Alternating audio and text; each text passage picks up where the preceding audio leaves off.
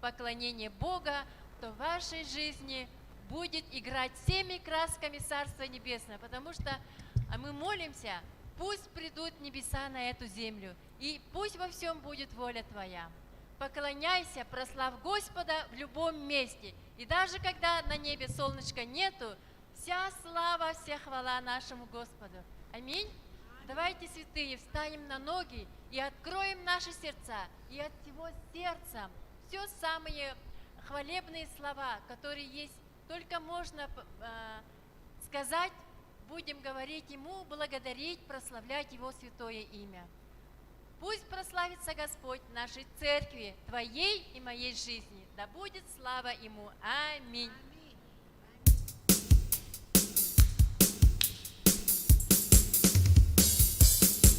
Ты велик, и нет мира, само с тобой. Тебе, Бог мой, ты благой, твоя милость без конца, и со мной любовь твоя, мое сердце величает тебя. Ты велик, и нет мира никого, кто сравнится мог с тобой, нет подобного тебе. Бог мой, ты благой, твоя милость без конца, и со мной любовь твоя, мое сердце величает тебя. Я живу, чтоб ты прославлен был, я пою лишь для тебя. Мое сердце превозносит твое имя. Я живу, чтоб ты прославлен был, я пою лишь для тебя. Своей жизнью я хочу прославить лишь тебя. Ты велик, и нет в мире никого, кто сравнится мог с тобой, нет подобного тебе. Бог мой, ты благой, твоя милость без конца, и со мной любовь твоя, мое сердце величает тебя. Я живу, чтоб ты прославлен был, я пою лишь для тебя. Мое сердце превозносит твое имя. Я живу, чтоб ты прославлен был, я пою лишь для тебя. Своей жизнью я хочу прославить лишь тебя. Я для тебя живу, я для тебя пою, своей жизнью я хочу тебя прославить. Я для тебя живу, я для тебя пою, своей жизнью я хочу тебя прославить. Я для тебя живу, я для тебя пою, своей жизнью я хочу тебя прославить. Я для тебя живу, я для тебя пою, своей жизнью я хочу тебя прославить. Я живу, чтоб ты прославлен был, я пою лишь для тебя. Мое сердце превозносит твое имя. Я живу, чтоб ты прославлен был, я пою лишь для тебя. Своей жизнью я хочу прославить лишь тебя. Я живу, чтоб ты прославлен был, я пою лишь для тебя. Мое сердце превозносит твое имя. Я живу, чтоб ты прославлен был, я пою лишь для тебя. Своей жизнью я хочу прославить лишь тебя. Лишь тебя, наш Бог, вся слава, Господь, только тебе, Господь. Аллилуйя! Давайте славить Бога дальше, прославлять Его в каждом дне. Аллилуйя!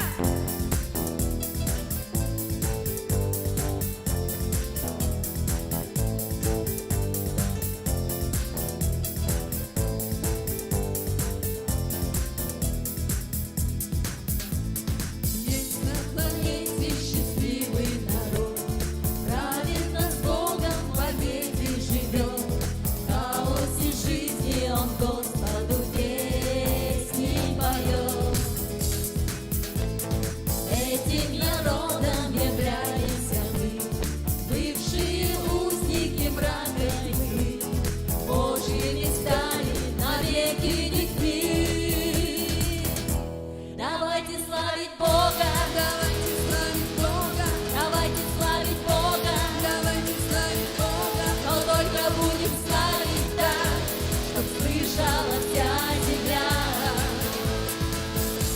Для тех, кто славит Бога, Для тех, кто славит Бога, на небо есть дорога, на небо есть дорога, и по дороге в небеса можем двигаться ты и я. Если во тьме жить устанет народ, снова от Бога для жизни возьмем.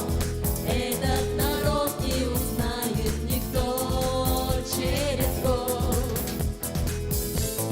Скоро изменится наша земля, станет великою Божья семья, где Дух Святой, там свобода всегда.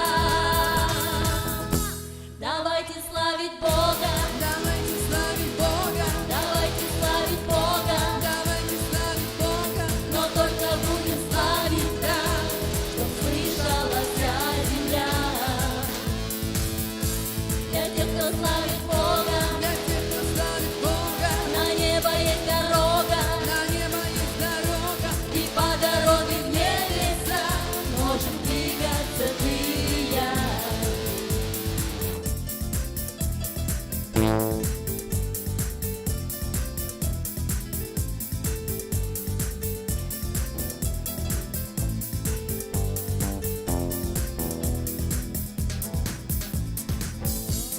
Жолоожон баалар буандой дуга, таңара тылын теңе алтыға, Иғалғалаққа айқал үйретін ылыла. Ол жонунан биігі болары, қараңаттан айықтан тасамы, таңара оғолора болудун. Таңараға ылыға, Ису айқалыға, Тобар күспүдүн урамы, Сирдүдей етті. Таңара оғолоро, Ису айқаламы, Аллаңа бара солуна, Дигени ени ери. Араңа ғасыл жантан сылая, таңара тылын олоқ қодумда, Иди народунан экиптатайы соға. Сотор үсілуде уларые, таңара жегергене улады, Айытын боз қолону деректе. Таңараға ылыға, Ису айқалыға,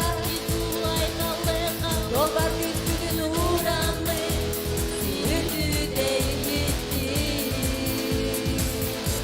Таңара оғолоро, Ису айқаламы, Аллаңа бара солуна, Дигени ени ери. Давайте славить Бога, давайте славить Бога, давайте славить Бога, давайте славить Бога, но только будем славить так, чтоб слышала вся земля. Для тех, кто славит Бога, для тех, кто славит Бога, на небо есть дорога, на небо есть дорога, и по дороге в небеса можем двигаться ты и я. И по дороге в небеса можем двигаться ты и я.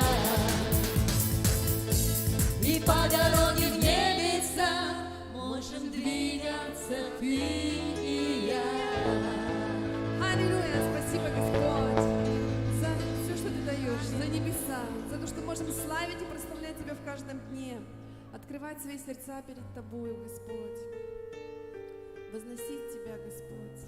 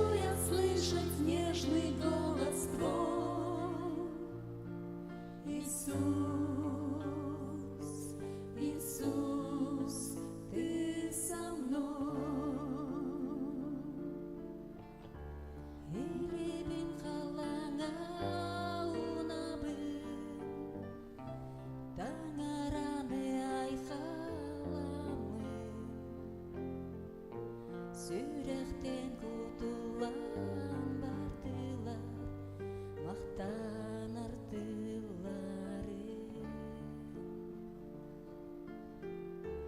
Улар өтмеген таң арам, меген тар төнер соларда. Эйе херерene bin, итерeye bin. Мен ылыбын Иисус, быгамытын миген.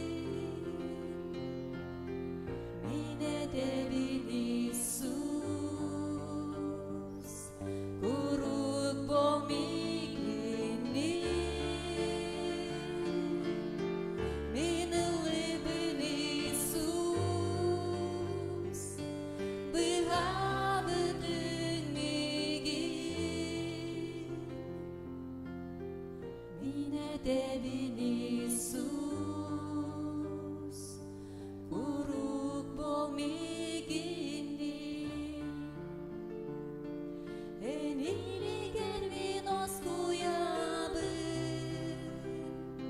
эн коласкын истемин өрөкпүн. Кели, кели, Иисус.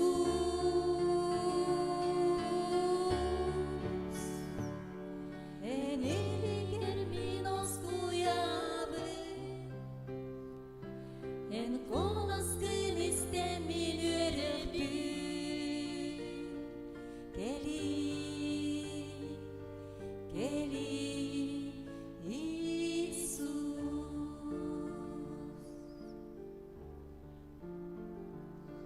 В твоих руках я нахожу покой.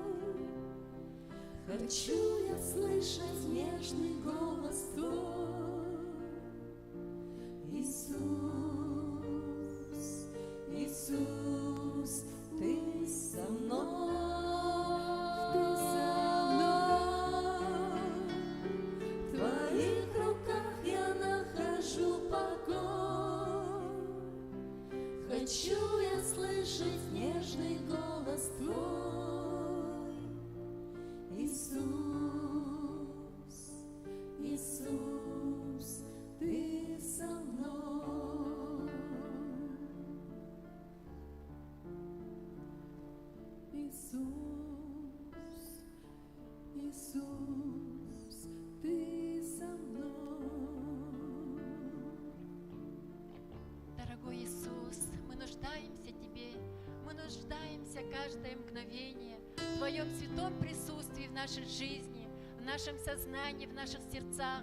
И, Господь, прямо сейчас пусть чудесное, реальное присутствие Духа Святого прямо сейчас покроет это место своей славой, своей любовью, Твоей теплотой, Господь. Прикоснись сердца наши, Господи. И мы сегодня предстоим перед Тобой в смирении, кротости, Господь, открывая свои сердца Тебе. Отец Небесный, прости, Господь, все наши согрешения, все наши недостатки, ибо мы знаем, Господь, мы благодарим, что все, что мы не умеем, что мы не можем перенести своей человеческой природой, Ты покрыл своей любовью. Любовь Твоя бесконечна, любовь Твоя, она безмерна, Господь, безусловно. Благодарим Тебя, Отец, что Ты избрал нас, каждого из нас, Господь, очистил, омыл своей святой кровью. И сегодня мы называемся Твоими детьми, Твоим святым Божьим народом. Господь, и мы благодарны Тебе, что мы, как церковь, Господь, здесь, на этом месте, на этой земле утверждаем Твое царство. И прямо сейчас, Господь, в этой молитве благодарение, согласие, единство мы провозглашаем на нашей земле, в нашем городе Якутске, в наших семьях, в наших сердцах Твое царство. Мы провозглашаем Твое господство, и все высоты духовные принадлежат Тебе. Ты великий Бог, который восседает на высотах нашего сердца, на высотах нашей жизни. Господи, и мы сейчас открываем сердца свои, укрепляемся Тобой, укрепляемся силой Духа Твоего, Господь, чтобы каждый раз, Господь, каждое мгновение воздавать Тебе славу и честь, Господь, ибо Ты достоин всего самого лучшего, самого, что есть у нас в наших сердцах. Ты есть наше сокровище, которое когда-либо мы могли обрести. И сегодня, Господи, мы молимся за наш город, за любимый Якутск, Господь. Ты дал нам его, чтобы мы, имея духовную власть от Тебя, мы молились и каждый день благословляли его. И будет грехом, Господь, и мы будем считать грехом, если мы не помолимся за этот город, за эту землю, которая принимает нас, Господь. Во имя Иисуса Христа, будь благословен Якутск. Пусть эта земля будет исцелена Твоей силой, Твоей любовью, Господь. Кровь Иисуса искупила эту землю. Каждый кусочек земли мы провозглашаем, принадлежит Иисусу Христу. Также, Господь, Ты повелевал нам, чтобы мы молились за начальство власти, за всех управляющих, Господь, на этой земле, за всех людей, Господи. Мы благодарим и приносим наши молитвы, Господь. Мы благословляем наше начальство, президента, Господь, мэра города и всех ответственных людей, кто стоит у руля власти. Мы благодарим их мудрости от Бога, Господь, чтобы они имели страх Божий, чтобы они ходили в праведности, благочестии, благоговении перед Твоим святым именем, Господь. Поднимай тех ключевых людей, Господь, которых Ты родил на эту землю, чтобы в свое время они высвобождались, Господь, чтобы они, Господь, расширяли Твое царство на этой земле.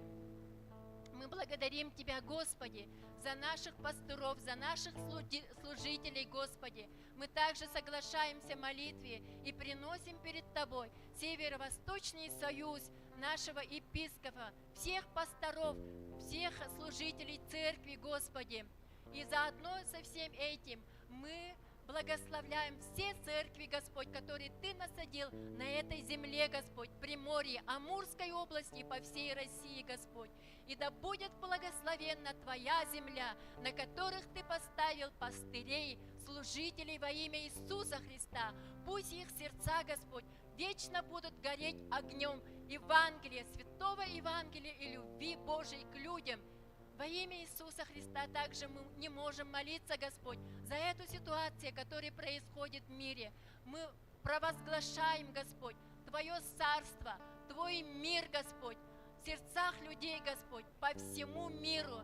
И мы сегодня говорим: христиане всего мира, объединяйтесь во имя Иисуса Христа.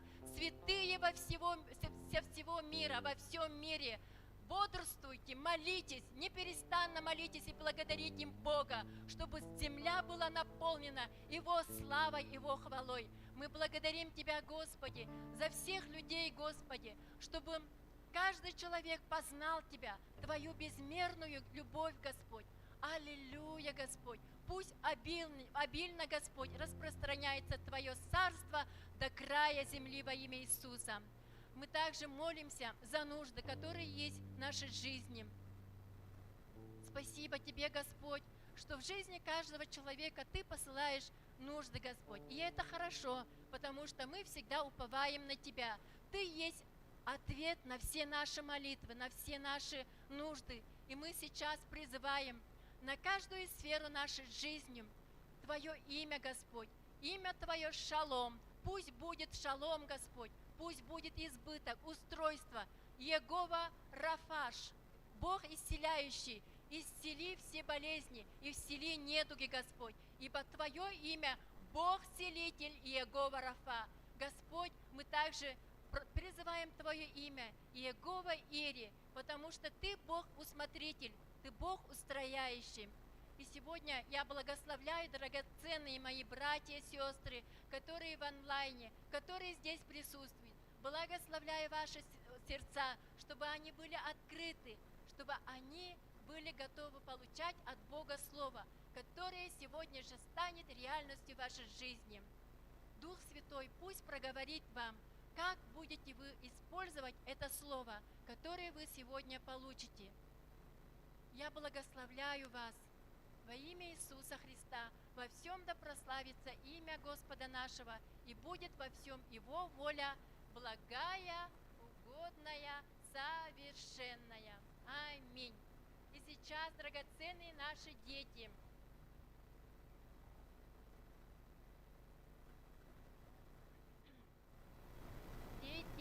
на молитву. А у нас есть дети внизу? Дети наши.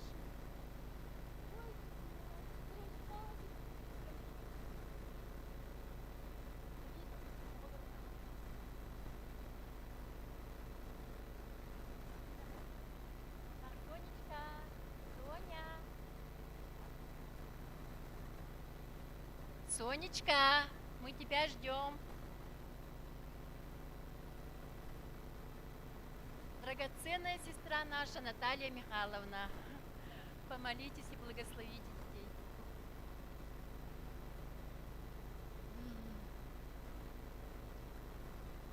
Еще маленечко подождем, да?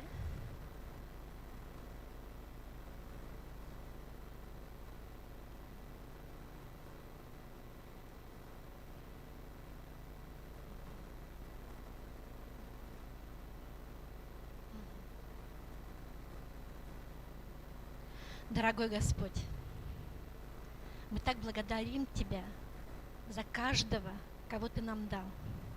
Это сокровище, и Ты нам доверил.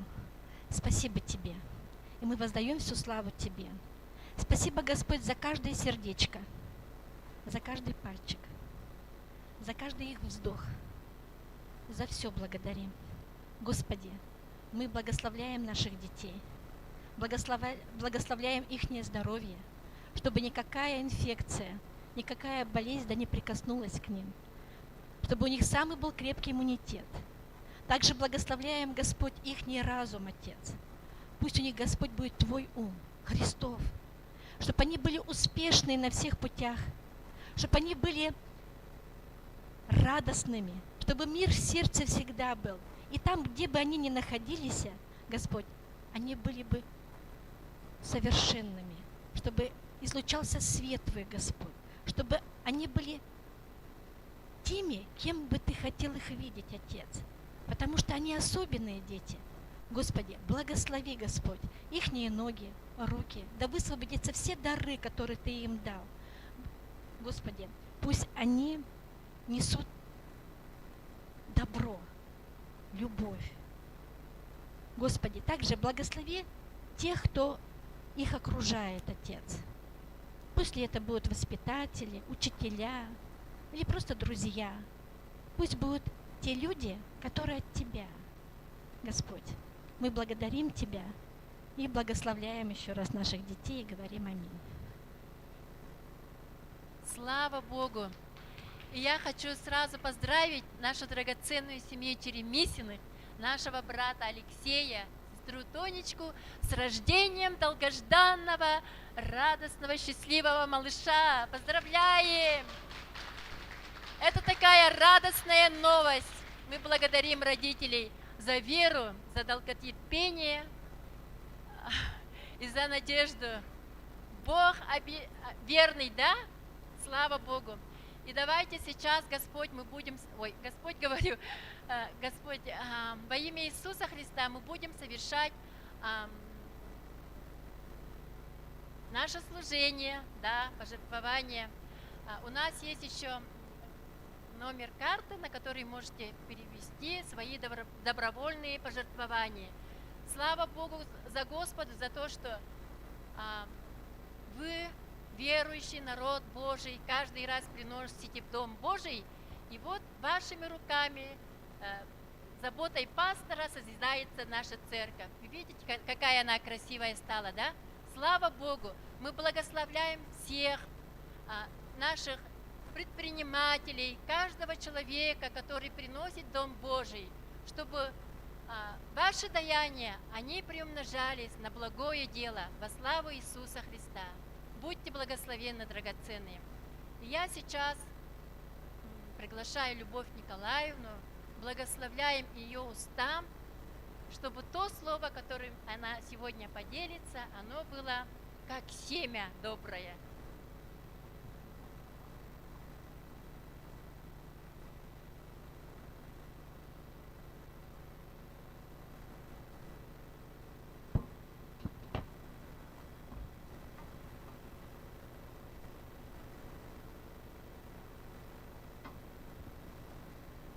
Добрый день, драгоценная церковь.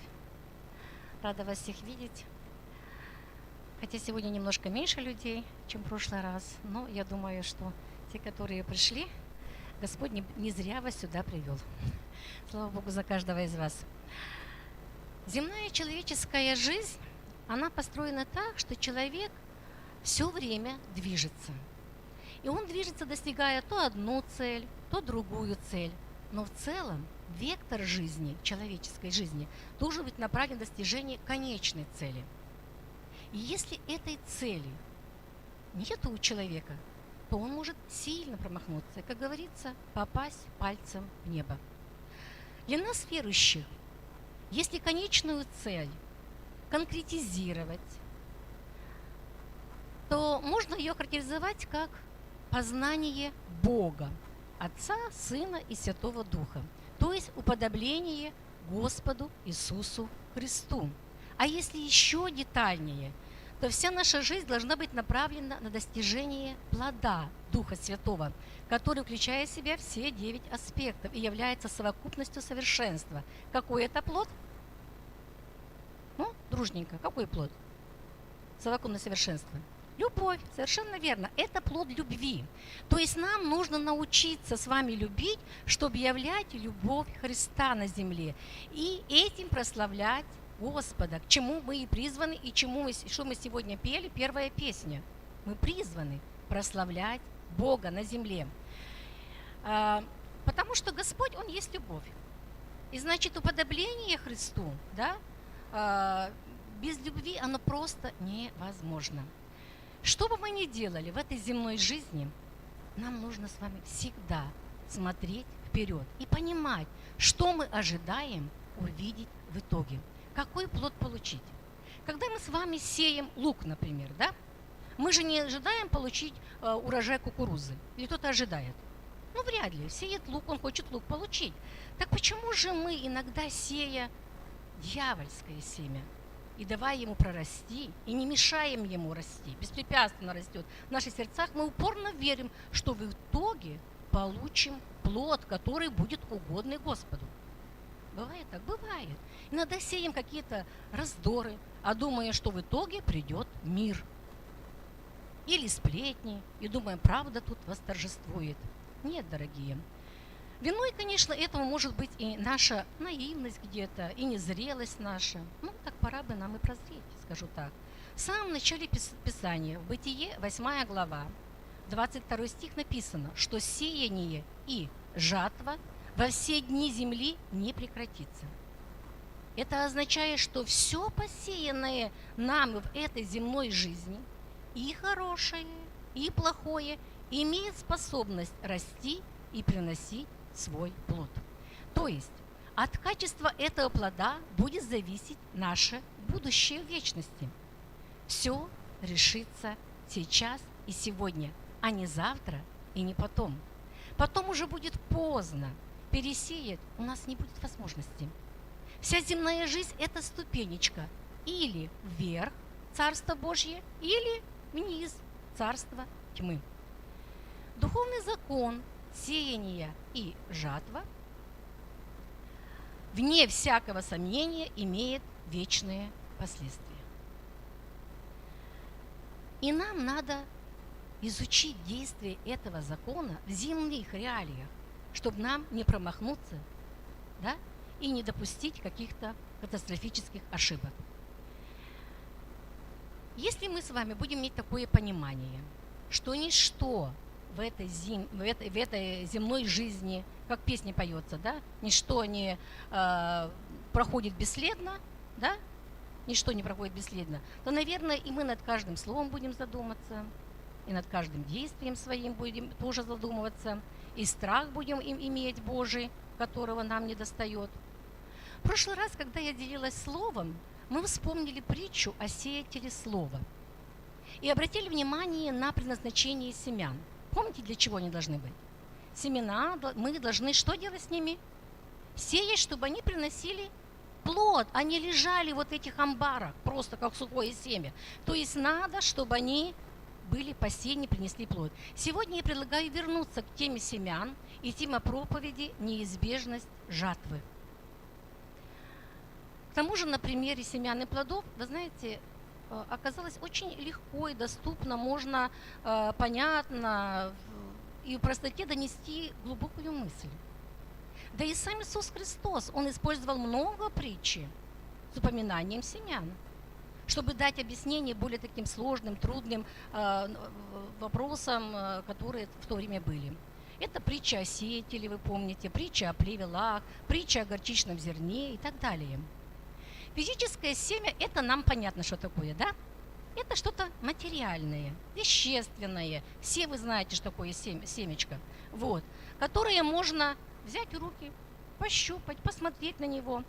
А если его поместить в землю, вот это семя, да, и получить урожай, то это уже физическое сеяние называется.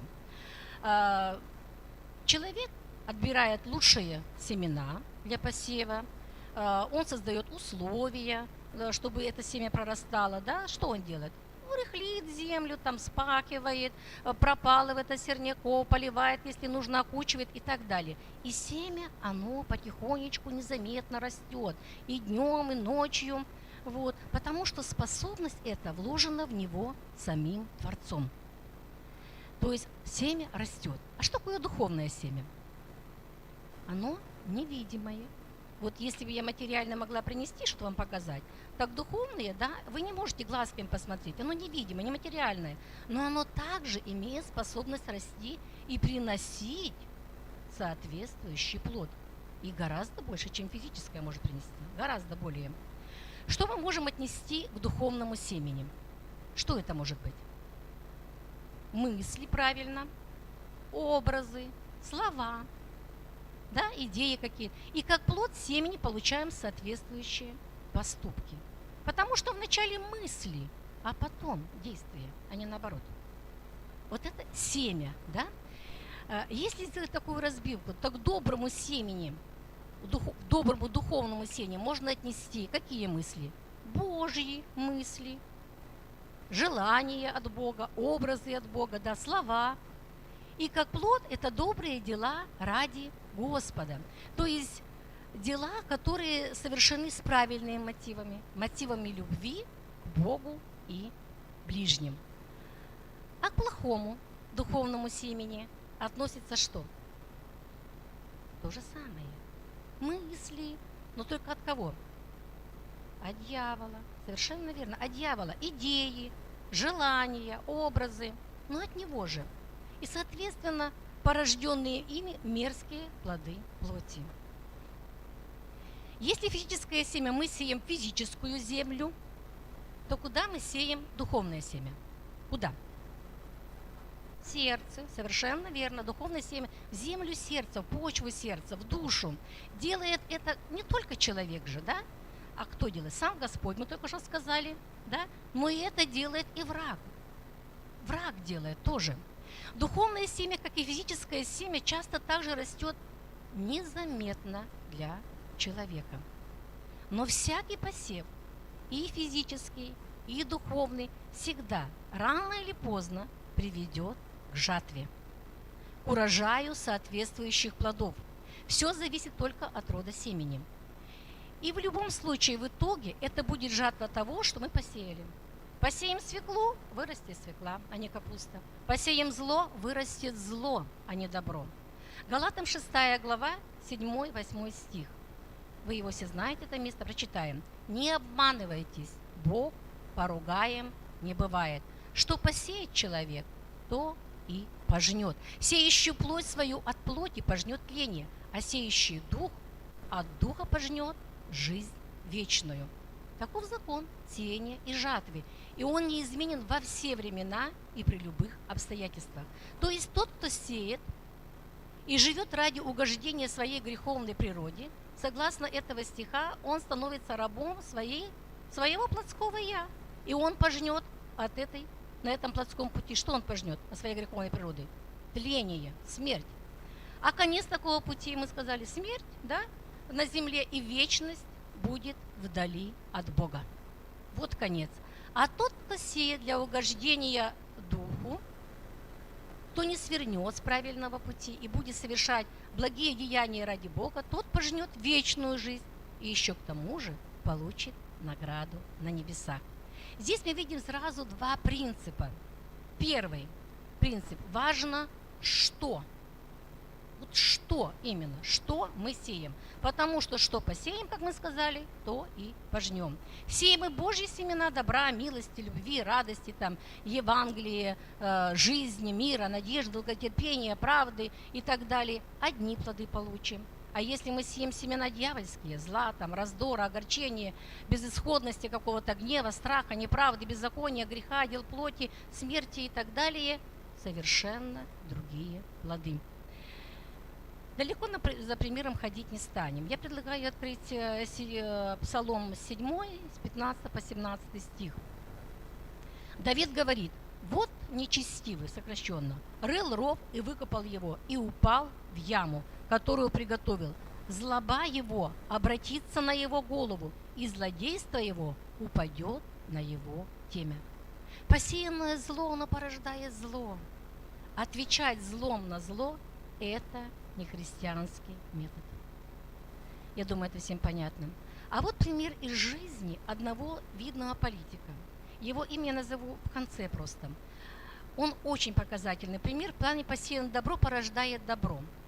Возможно, не все знают эту историю, а тем, кто слышал, я думаю, что будет полезно просто возобновить памяти. В начале 20 века один шотландский фермер, проходя мимо болотистой местности, услышал крики. И он увидел, что в болотистой жиже засасывает подростка, мальчика. Фермер там срубил сук, протянул ребенка, вытащил его, и мальчик таким образом был спасен. Он отказался идти в дом фермера, чтобы обсушиться, успокоиться. Он побежал домой, чтобы его родители не беспокоились. Но на следующее утро возле дома этого фермера остановилась богатая карета, из которой вышел богатый джентльмен. И он сказал: я хочу вас отблагодарить за то, что вы спасли моего сына. Но фермер, он наотрез отказался от всякой благодарности. Он говорит: так это же нормальное дело. Нормальный любой человек сделал бы то же самое. В чем тут моя заслуга? И он не захотел ничего принимать. Но в этот момент выбежал его сын на улицу. И когда этот богатый джентльмен увидел этого мальчика, он говорит: а давайте мы сделаем так. Я возьму вашего сына с собой в Лондон и дам ему образование. И отец согласился. И мальчик поехал в город. И он закончил школу, потом медицинский университет. И вскоре его имя стало всемирно известным, потому что он открыл антибиотик пенициллин. И его звали Александр Флеминг, известное всемирное имя. Перед самой войной в одну из богатых лондонских клиник поступил с тяжелой формой пневмонии, воспаления легких, сын того самого богатого джентльмена, давшего образование Флемингу. Его имя я уже могу озвучить, это был Рандольф Черчилль.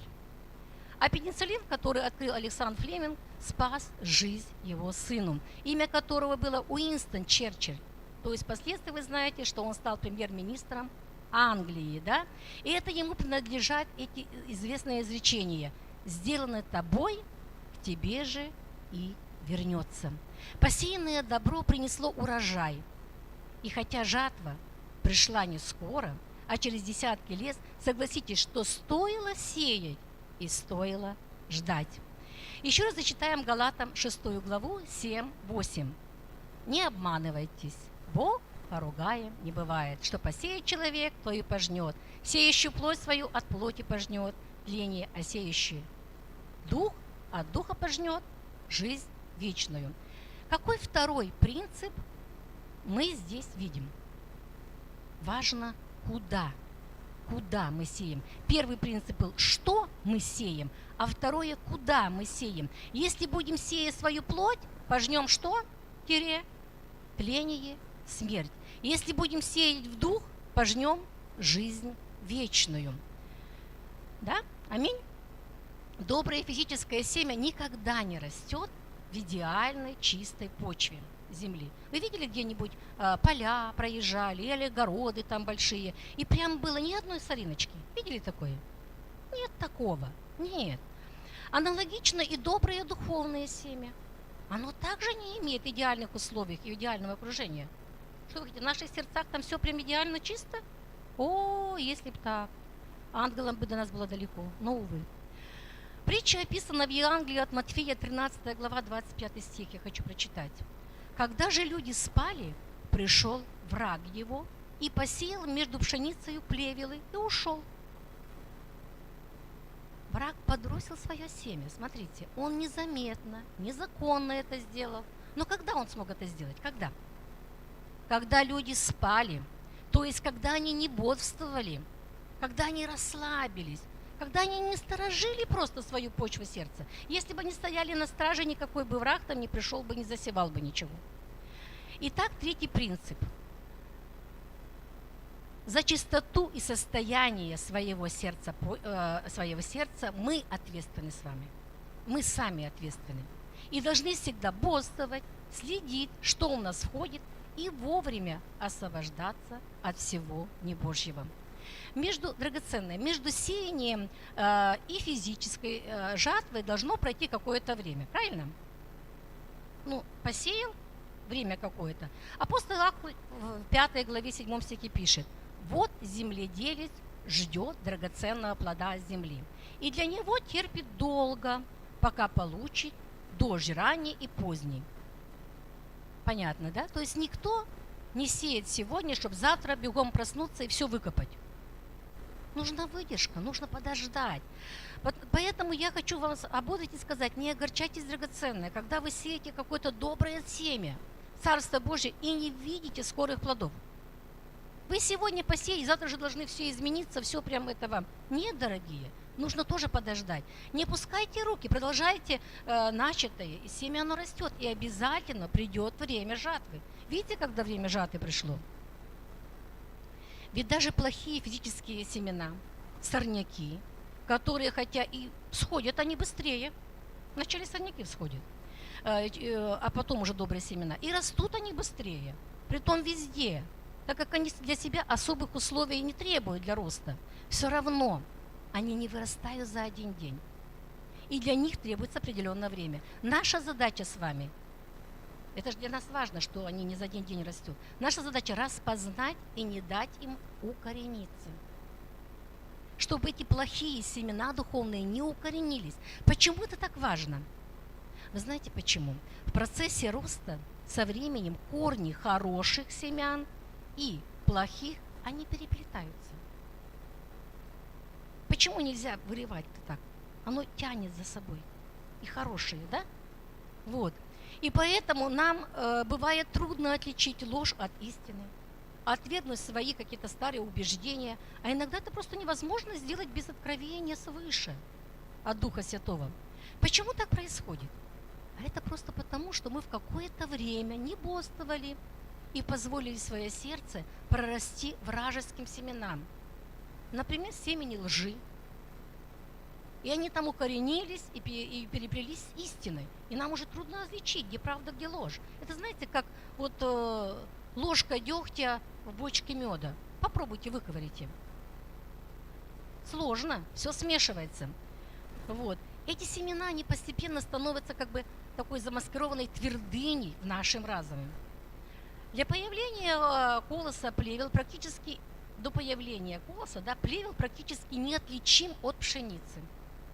И опознать его можно будет только тогда, когда выбрасываются уже колоски. То есть греховные мысли, идеи, образы могут вынашиваться, укореняться, созревать в сердце человека долго и незаметно. И только когда появится плод, мы понимаем, что за первоначальное семя было посеяно в сердце. Это колос пшеницы или это уже плевелы. Какой четвертый принцип мы можем из этого вывести? Чем дольше в нас находятся семена врага неопознанными, тем труднее их выкорчевать. Понимаете, сразу маленький, вот только корешочек маленький, да, он еще не вьется, он еще ничего. Вы его раз и выдернули, и все, нету. А когда он уже дал там коренья, пошел заплетился, это уже гораздо сложнее. Следующий, 5-й важный принцип. В процессе сеяния всегда действует закон умножения. Так, если мы сеем горсть зерна, мы ожидаем получить несколько килограмм, да? А если мы садим ведро картошки, мы хотим получить мешок картошки. Но это же естественно. Вот. То есть всегда мы хотим получить больше, чем мы посеяли. Иначе зачем бы мы сеяли? Вот. В Библии также есть известное обетование, что возможность получить урожая в 30, 60 и 100 крат. Да? Умножение. И этот принцип умножения, увы, он одинаково распространяется на доброе и на плохое семя. Одинаково, драгоценные. Так, что если позволим врагу посеять, к примеру, в своем сердце немного семян сомнения, а это информационная война, которая сейчас, ох-охо, как идет, немножко усомнился, вскоре там может вырасти гора неверия. Гора. А если мы Духу Святому позволим посеять в нас любовь, получим умножение любви, аллилуйя. Но, пожалуй, удачный пример, как проявляется этот принцип умножения, да, это слова, сказанные английским писателем, драматургом Уильям Токерей. Посеешь поступок, пожнешь привычку. Посеешь привычку, пожнешь характер, совершенно верно. Посеешь характер, пожнешь судьбу. Совершенно верно, все вы знаете, потому что известное такое изречение. То есть возрастание, оно налицо. И еще одна неизменная особенность этого закона. Мы сеем голое зерно, но произрастает зачастую растение другой формы, плод другой получается.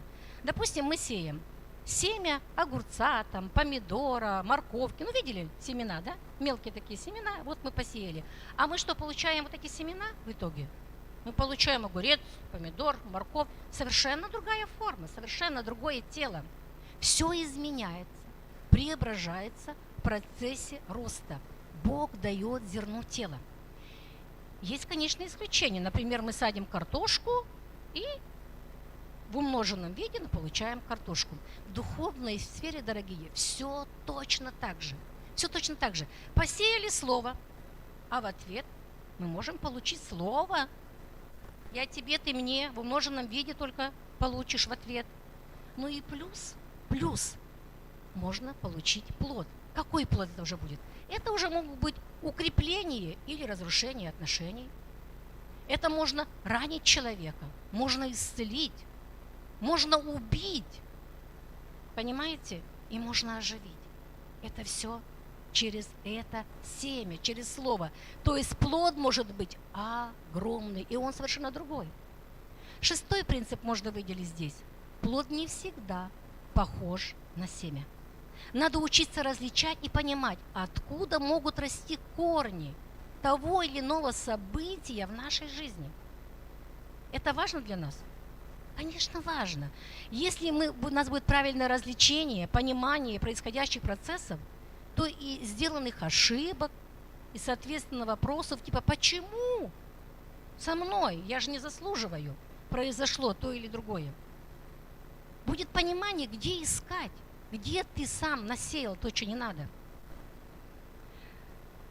Вот я вас уже запугала. Или нет еще?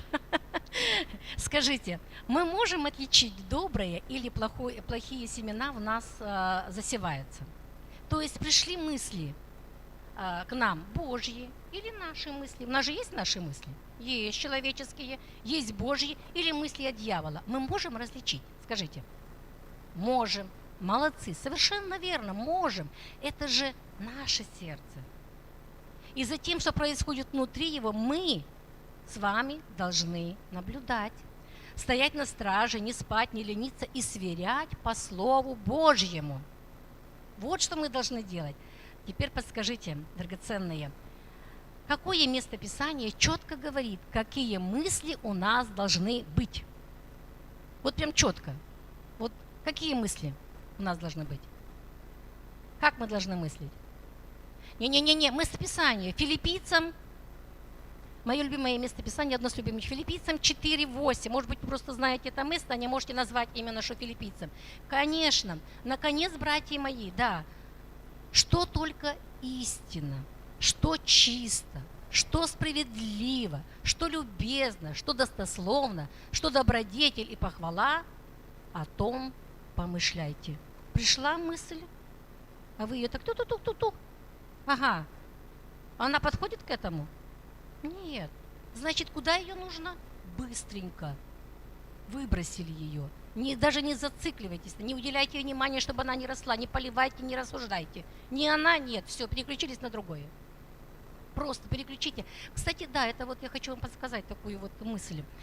Если какая-то вот мысль вас бомбардирует, и вы начинаете думать о ней, думать там это, развивать, она укореняется. Вы ее подпитываете. Поэтому что-то приходит, вы знаете, вы видите, что это не Божья мысль. Вот не от Бога, точно они не от Бога. Переключитесь на другое. Почитайте Слово, прославьте Бога, помолитесь, еще что-то сделайте, переключитесь на другую мысль. Вот так вы вот ту мысль сможете обессилить. Понимаете? Не боритесь с этой мыслью, не сражайтесь с ней. Чего с ней сражаться? Оставьте ее, чтобы она сдохла, не поливайте ее. Вот. Вы знаете, это и есть возделывание сердца нашего, почвы нашего сердца. И наша с вами прямая ответственность следить за чистотой и порядком там, чтобы не засевали семенами от лукава. И при том, как больше при этом сеяли куда? Мы говорили вначале, в дух, в дух. Вот, то есть мы жили так, как угодно нашему Господу. В физической жизни обычно сеют 1 раз в году. Ну, обычно, да? Так вот, ну, это самое, у нас, в всяком случае, в Черноземье, там где-то в нас, в Якутии, 1 раз мы сеем. В некоторых странах, например, Израиле, там успевают посеять урожай и собрать урожай 4 раза. 4 раза за год. И вот здесь-то как раз есть явное отличие между физическим и духовным сеянием. То есть духовное сеяние происходит, так как духовное сеяние, оно происходит непрерывно, постоянно, постоянно, каждый день, каждый час, каждую минуту. Вы представляете? Это постоянный посев духовного. То есть непрестанно мы что-то сеем. Каждый из нас сеет, будь то в свою семью, будь то, если он работает сослуживцем, или у людей, которые его окружают, в любом общественном месте, где вы сталкиваетесь с людьми, соприкасаетесь с ними, вы что-то сеете. Что мы сеем? Ну, те же самые мысли, слова, а потом как итог поступки. Всегда важно, что мы делаем, наш мотив, что нами движет. Известный немецкий поэт и писатель Иоганн Гёте, он имел такую одну прекрасную привычку. Он вообще любил гулять, и когда он прогуливался там по горам, по долинам, по полям, он всегда с собой брал горсть семян цветов. И он шел и просто эти семена выбрасывал. И через какое-то время проходя, вокруг росли цветы. То есть, вы понимаете, красоты в мире становилось больше. А если бы он колючки сеял, как вы думаете, что было бы, если бы он колючки сеял? Ему приходилось бы пробираться между этими колючками. Наверное же, приятного мало и ему, и другим. То есть 7-й принцип. Какие плоды мы будем видеть и срывать завтра, зависит только от того, какие семена мы посеяли сегодня. Закон сеяния и жатвы проверенный самой жизнью, и он неотвратим и одинаково применим как отдельному человеку, так и целым народам, нациям, к миру. Сейчас идет война между Россией и Украиной. И многие молятся и вопрошают, почему Господь допустил это и за что? Мы же такие хорошие, мы же православная, понимаете, вообще страна. Что ж такое, почему? Дорогая церковь, а разве не за что? Сколько лет безбожия в нашей земле, беззаконие оно узаконилось, аборты узаконены, воровство, да сплошь и рядом, ложь, да без этого ни одного дня, коррупция, аморальность, безнравственность и так далее. А церковь на Украине и церковь в России разве стали тем светом, которым должны быть? И разве распространяют ревностно Царство Божье, для чего они и призваны, и избраны? Разве мы вот с вами, как церковь, мобилизовались духовно и стали уже непобедимой армией Христа, ходящей в силе Божьей и любви Божьей? Увы, нас, драгоценные, нужно встряхнуть и пробудить к жизни. Мы десятилетиями сеяли не Божье семя, а когда пришло время жатвы, отказываемся верить, что это то, что мы посеяли. Я, конечно же, не говорю сейчас огульно о всех христианах, потому что, были и есть братья и сестры, которые действительно достойно жили и сеяли Божье семя всю жизнь, неповрежденное слово Евангелия, любовь, несли мир, являли праведность и жили поистине. Но согласитесь, что так далеко не все жили. Не все. А горстка какая-то. То есть меньше даже нас мало христиан, и из нас малая часть так жила. А нужно, чтобы вся община поднялась, осветилась и жила, ходила в истине Божьей. Номинальных христиан сейчас слишком много. Что-то должно произойти в самой церкви прежде всего. И только тогда что-то изменится в обществе. Должно быть достаточно соли в обществе, чтобы общество просолилось. Помните слова из послания 1 Петра 4,17? Выведите его на экран. Время начаться суду с Дома Божьего. Время начаться суду с Дома Божьего. Что за суд? Это не осуждение, но это будет очищение, освящение, укрепление церкви через путь страданий, которые Господь допустит для благой цели. И таким образом перемены проявятся прежде всего в Доме Божьем. Я предлагаю вам молитвенно попросить у Господа, какие должны быть первостепенные перемены в церкви и в каждом из нас, естественно. Я поделюсь тем, что я получила. Первое – это страх Господень. Должен прийти к верующим. Такой, какой он был во времена Первоапостольской церкви. Вот тогда достойный плод увидим мы быстро с вами. Молитесь, чтобы страх Божий пришел в вашу жизнь, в мою жизнь. Я об этом молюсь. Молитесь, драгоценные, нам нужен этот страх Божий. Он спасительный. И второе, как мне открылось, должна прийти жажда, голод по Богу, по Его живому слову, по живому общению, по рема. Время руководства Уримом и Тумимом прошло. Господь в нас, и мы в Нем. Богу не нужны наши религиозные дела, дела самоправедности. Ему нужно наше безропотное, безоговорочное послушание Ему. И это возможно при наличии желания у нас слушать и быть водимым Духом Святым. Вы думаете, что все хотят быть водимым Духом Святым? Нет, это не всегда удобно. Как говорил Исаия, вот я, пошли меня. Есть такое сердце? Вот это должно быть в наших сердцах. Богу нужны мы как чистые сосуды, через которые Он может свободно изливаться. Как раз об этом на прошлое воскресенье хорошо говорил брат из Владивостока Самвей. И как написано во 2 Тимофея 2:21, кто будет чист от всего, тот будет сосудом в чести, освященным, то есть отделенным для Бога, и благопотребным владыке, годным на всякое доброе дело. Там имеется в виду свободный от неправедности, отдел, чист отдел неправедности, неправды. Если сосуд нечистый, то какую бы кристальную чистую воду мы через него не пропустили, вода загрязнится. Согласны? Конечно. И Бог не будет использовать такой сосуд, чтобы Его слово повредилось. Поэтому не надо обманываться.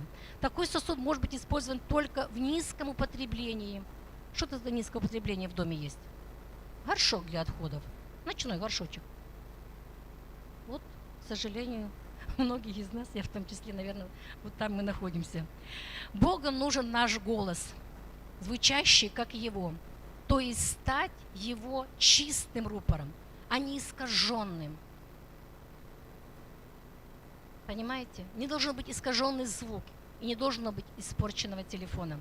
Мы его посланники здесь на земле. Царские посланники, послы. Представляете, какая это должность? Царский посол. То, что он говорил, это все равно, что царь говорил. И это тоже мы должны говорить как Слово Божье. Это высокая честь для нас, высочайшая. Говорить Слово Божье, не искаженное. Богу нужны наши руки и ноги, чтобы Он мог нас посылать и использовать по своей воле, а не мы использовали свои тела по своему желанию, своим домыслам. То есть строить нам нужно там, где Бог, как главный архитектор, нас поставил, домостроителями верными быть, а не по своему чертежу какую-то пристройку к зданию городить. А мы часто так и делаем всю жизнь, что-то пристраиваем. Вот так мне, вот так удобно. Мы должны являть Христа на земле, чтобы Он прославлялся во всем, что мы делаем. Точно так же, как это делал Иисус, когда Он был во плоти, да? Он же прославлял только Бога Отца.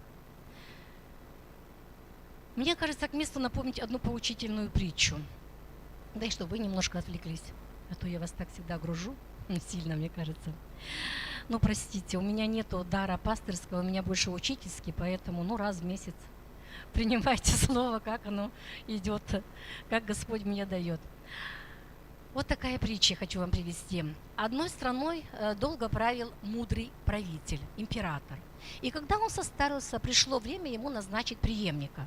Но он решил поступить необычно, не так, как было принято. То есть он не назначил кого-то преемником из своих родных, из своих сыновей. А что он сделал? Он приказал, чтобы все, без исключения, юноши, которые живут в этой стране, пришли во дворец. И он им всем дал семя.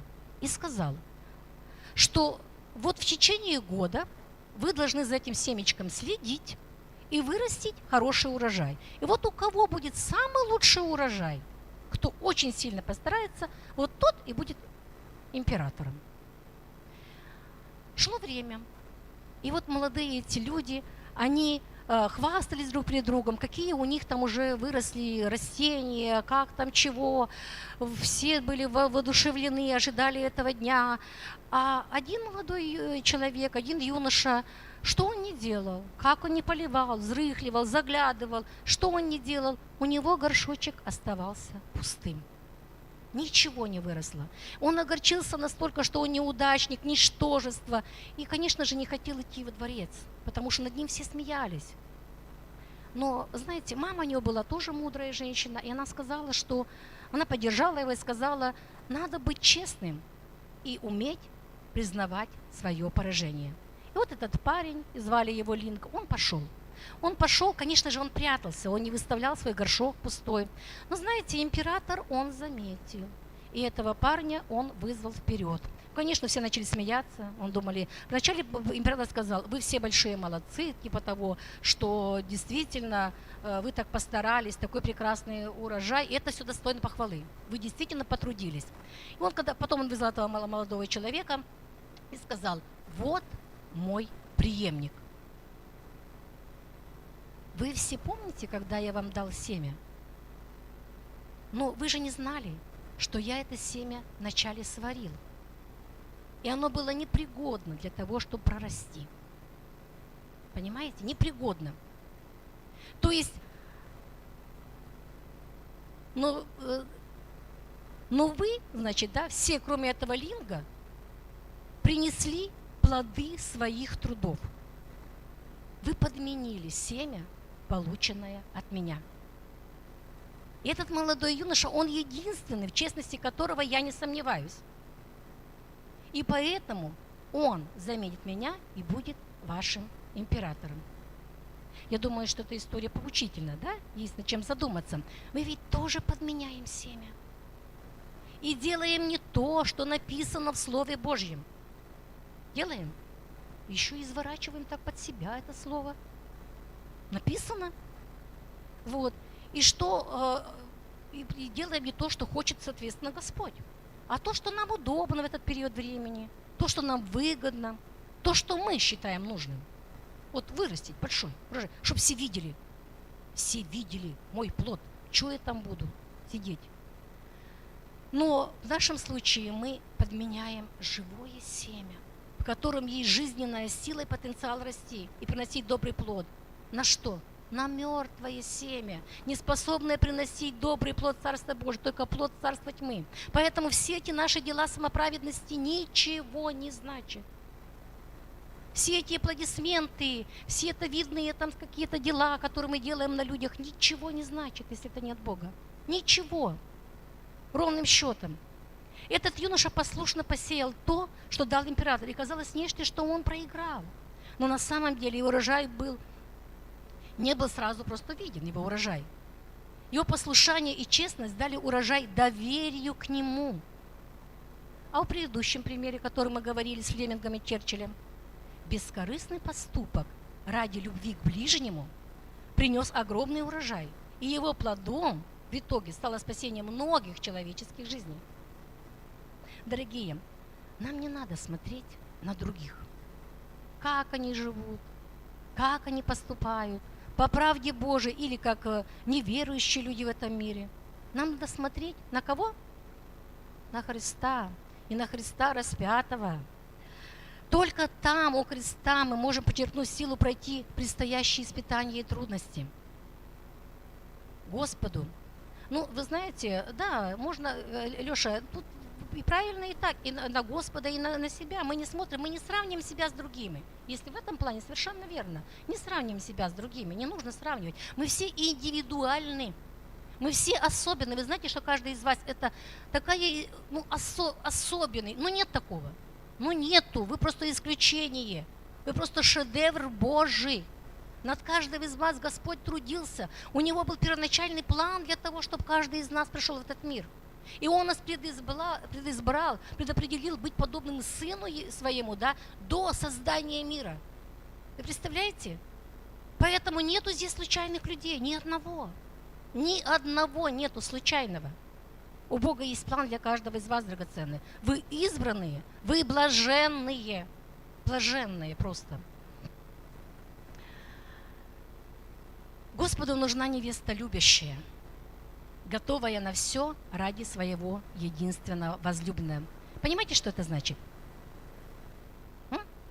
То есть, вы знаете, начнем с элементарного. Прежде всего, мы должны исполнить заповедь.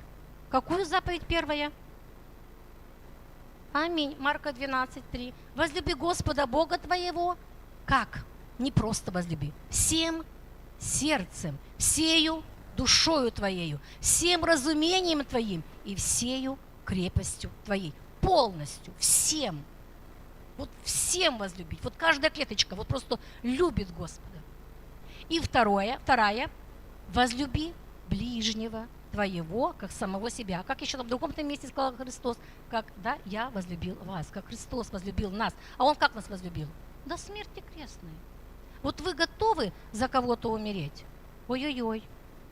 Такой вопрос себе задать. Вот я готова, чтобы вот Лена жила, а моя жизнь ушла. Вы знаете, да я 1000 раз задумаюсь, наверное, упаду на низ, буду рыдать и плакать. И почему? Господи, почему ж так-то должно произойти это в жизни моей? Наверное же не хватает этой любви Божьей.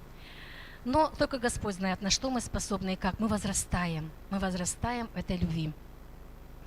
Смысл один – научиться любить Бога и других сильнее себя самих. А это невозможно, драгоценно, если что не случится, если мы не умрем для себя и своего «я». Невозможно. Невозможно. Аналогию с семенем, видите? Мы, как и зерно, должны умереть. Иоанна 12:23. Иисус же сказал им ответ: пришел час прославиться Сыну Человеческому. Истинно, истинно говоря, если пшеничное зерно, упав в землю, не умрет, но останется одно, то останется одно. А если умрет, то принесет много плода. Любящий душу свою погубит ее, а ненавидящий душу свою в мире сем сохранит ее в жизнь вечную. Нам так не хочется умирать. Не хочется, не просто ведь умереть для себя, ведь потому что мы же как жертва живая постоянно с этого жертвника сползаем. Мы молиться-то не хотим, и читать слово не хотим, и долго там славить не хотим, мы же не хотим. Тело же наше не хочет, сопротивляется, а мы духом его не ставим на место. Но Писание четко говорит, что если зерно не умрет, то плода не принесем. В лучшем случае мы представим пред Господом с пустыми руками, знаете, как головешка из огня. Вот я, Господи, где плод? Нету. Награды нету. Нету. А что награда? Хоть бы жизнь свою, жизнь вечную иметь.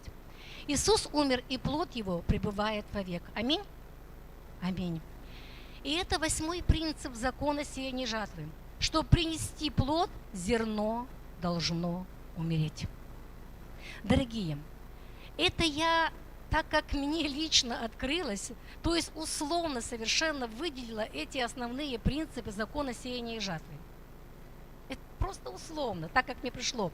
А вы можете поразмыслить самостоятельно и увидеть там еще много, просто много принципов, а главное, чтобы вы их взяли на вооружение. Чтобы вы взяли на вооружение. Скажите, Бог дает человеку право сеять то, что он хочет? Правильно, молодцы. Дает. Почему? Потому что у нас есть свобода выбора, и ее никто не забирал у нас. Но мудрейший человек, царь Соломон, предупреждает, что хотя человек может делать все, что угодно, он не должен забывать одну истину. Какую? За все это Бог приведет его на суд. За все, драгоценное.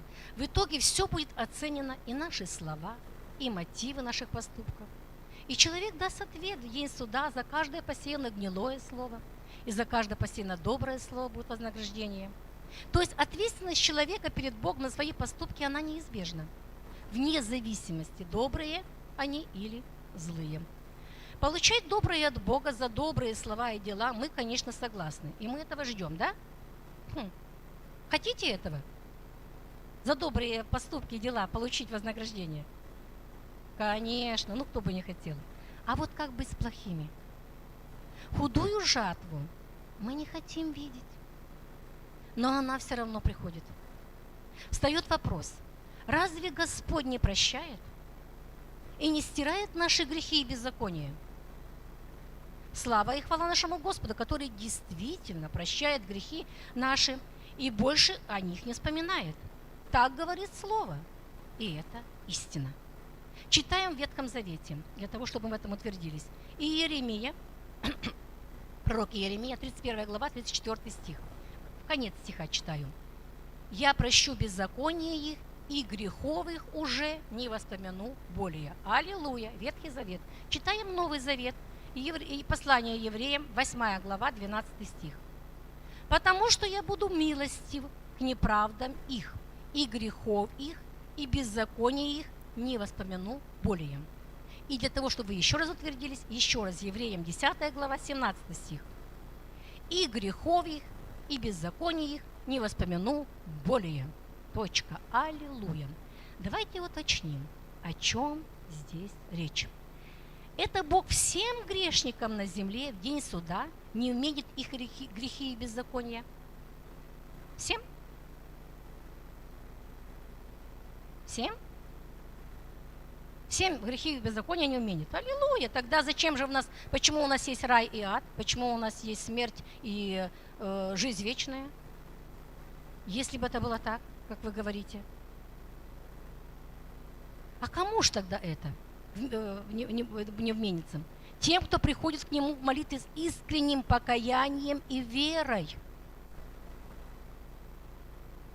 Понимаете? Только этим, драгоценные. Не всем. Только тем. Потому что если человек это не принял, не раскаялся, не осознал, не уверил в Спасителя, ничего это не произойдет. Но нам с вами нужно помнить и умышленно не спекулировать и прощением Господа Бога. Да и с другой стороны, нигде в Писании не написано, что Бог изглаживает все последствия наших грехов. То есть прощение, оно не гарантирует освобождение от последствий совершенного греха. Хотя бы Бог по своей милости, да, это может сделать и делает иногда, и последствия убирает. Вот, например, Я вам такой пример приведу. Вот представьте себе, два человека, они подрались, потом одумались, друг друга простили и друг на друга обиды не держат. К тому же это были два верующих брата.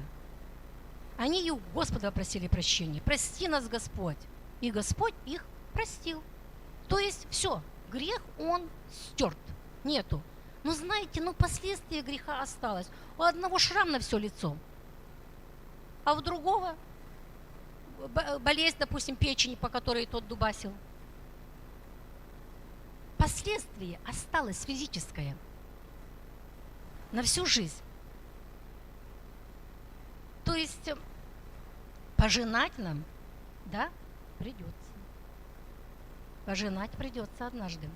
Если человек грешит против своего тела, скажем, он злоупотребляет алкоголем, наркотиками там, или блудит, или переедает, в конце концов, тоже болезнь, тогда рано или поздно он заплатит за это своим здоровьем. Хотя Господь его и простил, человек раскаялся, не делает, и уже других давно пастырем стал, и других учит и наставляет, и трудится на небе. Но последствия могут остаться. И цирроз печени может остаться, и может остаться. Но он пойдет в Царство Божье, без сомнений.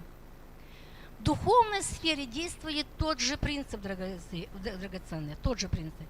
Так зачем тогда просить прощения у Бога, если последствия греховного поступка все равно рано или все равно, то есть могут остаться и как-то рано или поздно сказаться?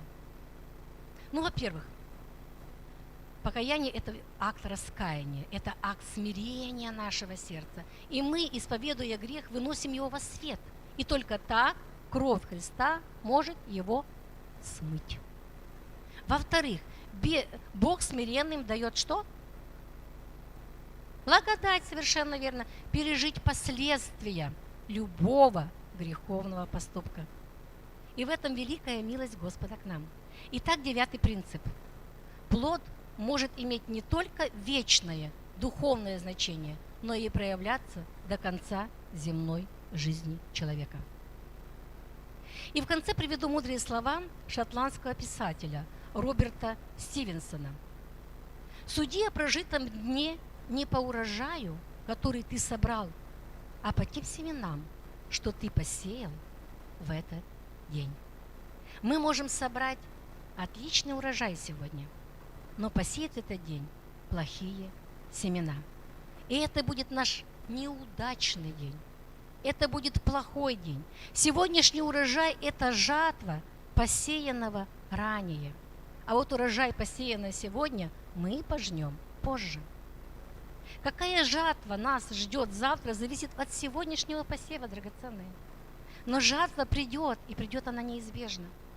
Поэтому нам с вами так нужно очень учиться, очень дорожить временем, каждым днем, следить за тем, что мы сеем. Храни свои помыслы, храни свои сердца, храни свои уста в чистоте, в святости. Все то, что ценно для Господа, должно быть ценно для вас. Я не планировала, но так как у нас сегодня сокращенное было прославление, я вам как бонус просто сейчас такой кратенький итог сделаю вот этих вот принципов, которые мы с вами озвучивали в течение проповеди. Вы не против? Хорошо, спасибо. Первый принцип. Важно, что мы сеем. Что посеем, то и пожнем. Второй принцип. Важно, куда мы сеем. Сеем плоть, пожнем тление, смерть. Сеем дух, пожнем жизнь вечную. Третий принцип. За чистоту и состояние своего сердца кто отвечает? Мы стражи. Мы должны бодрствовать, да, и вовремя освобождаться. По слову, по Филиппийцам 4:8 выпишите себе, просто выпишите себе и запомните. Такое чудесное слово. Четвертый принцип. Чем дольше в нас находится семя врага, тем что? Неопознанным, тем труднее его выкорчевать. Корни пускает, переплетается, прерывается. Пятый принцип. В процессе сеяния всегда действует закон умножения. Помним, что и плохое, и хорошее будет умножаться. Шестой принцип. Плод не всегда похож на семя. Надо учиться различать и понимать, откуда могут расти корни того или иного события в нашей жизни. Сейчас война, корни где? Далеко. Вернее, посеяно это вон где было. Давно и вот туда, не сегодня. 7 принцип. Какие плоды мы будем видеть и взрывать завтра, зависит только от того, какие семена мы посеяли сегодня. 8 принцип. Чтобы принести плод, зерно, то есть мы должны умереть. Драгоценное, готовьтесь умирать для себя, для своего «я». Иначе мы не сможем пройти. От приумножения беззакония охладеет любовь. Нету любви, медь. Медь звенящая, мы вообще ничто. Без любви мы никак не можем прилепиться к любви. Бог своих знает. Поэтому готовимся умирать для себя, для своего «я». 9 принцип. Плод может иметь не только вечное духовное значение, но и проявляться до конца нашей земной жизни. Ну, собственно говоря, это все, что я хотела с вами поделиться сегодня. Пусть просто Господь обильно благословит каждого из вас. И вот это посеянное семя, оно станет для вас живым.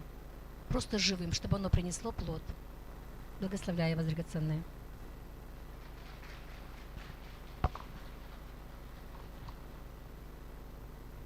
Драгоценные, если кто-то из вас здесь хочет принять Иисуса Христа как Господа и Спасителя, потому что я вижу, что сестричка есть у нас.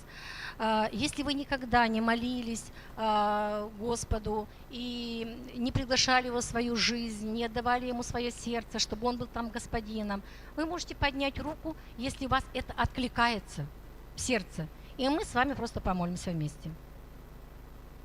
Если еще не готовы, или уже все, потому что здесь есть и Сунтара у нас вот тут сестры, и Смирнова есть. Если вы все приняли Господа как Спасителя, тогда благословляю вас укрепляться в Господе.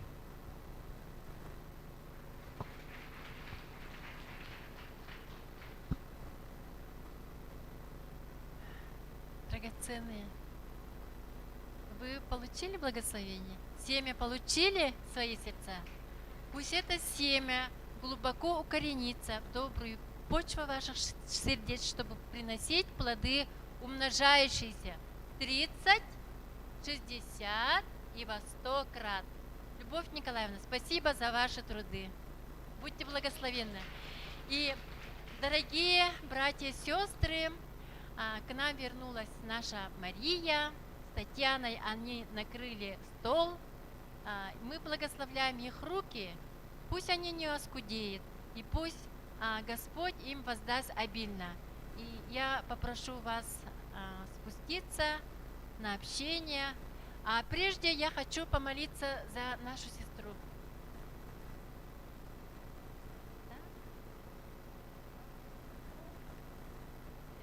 Давайте, церковь, потому что Господь нам дал власть. Какую власть дал? Уверовавших будут сопровождать сии знамения. Именем моим возложат руки на больных, помолятся, и они исцелятся. Да будет это так. И, Любовь Николаевна, я вас попрошу повести молитвы.